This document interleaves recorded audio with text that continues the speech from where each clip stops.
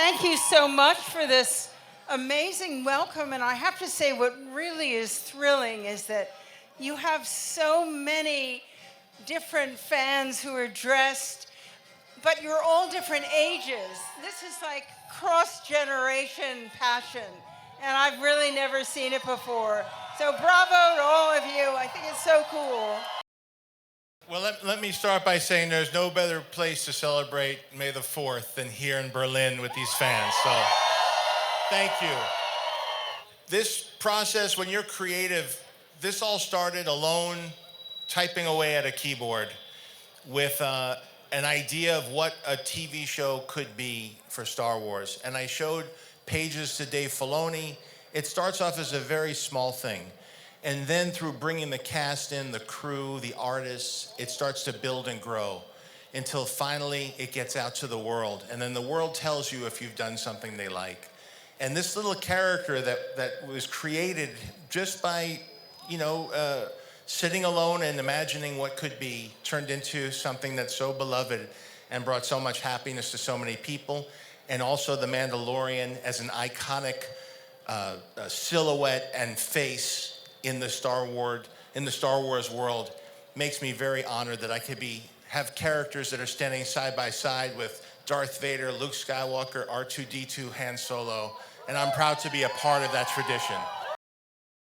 I'm so grateful that it is a big screen experience because it's the kind of big screen experience I had as a kid growing up. It's weirdly the reason that I'm here is movies like that. And here with Sigourney Weaver and Jon Favreau, I'm getting up there in age, and everything's making me cry. So I can't do it to you again. But I will say that having seen the movie in full, it is the kind of action adventure that I would see as a kid and then live in my imagination for the rest of the week, for the rest of the summer, try to go back as much as I could. I see so many of my favorite movies in Jon's movie. I see Jon's love of movies in the movie. It is just a love letter to all of our experiences of having a collective movie-going experience. And that's what it means. I was born in '66, so I was the perfect age to see the first Star Wars film in '77. I had no idea what to expect. And from the minute that first, the blockade runner goes past, I said, that's cool. And then the Star Destroyer passed over my head and kept going, and I felt the crowd erupt. And from that moment on, my life was changed.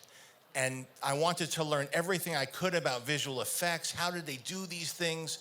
It was before the internet, before home video. You had to look up in magazines, and I was just a fan. And then eventually got to be an usher in the movie theaters when the Return of the Jedi was playing. And now I get to make these with people like this, people that are so talented, people that I look up to. So it's been a dream come true. Well, I was in my 20s, and it was at the Ziegfeld Theater in New York. It was a big, glorious old theater.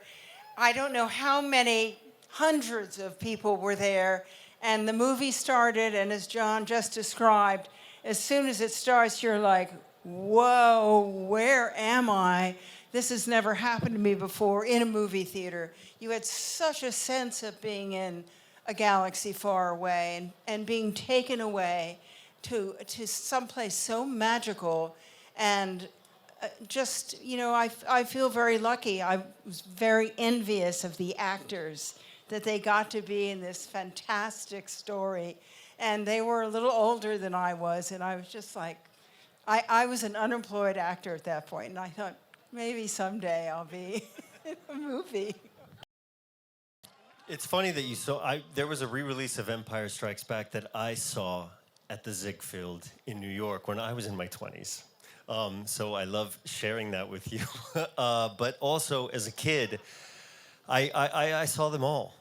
I've got to do my research and find out how I saw the first Star Wars movie in the movie theater, but I know that I did.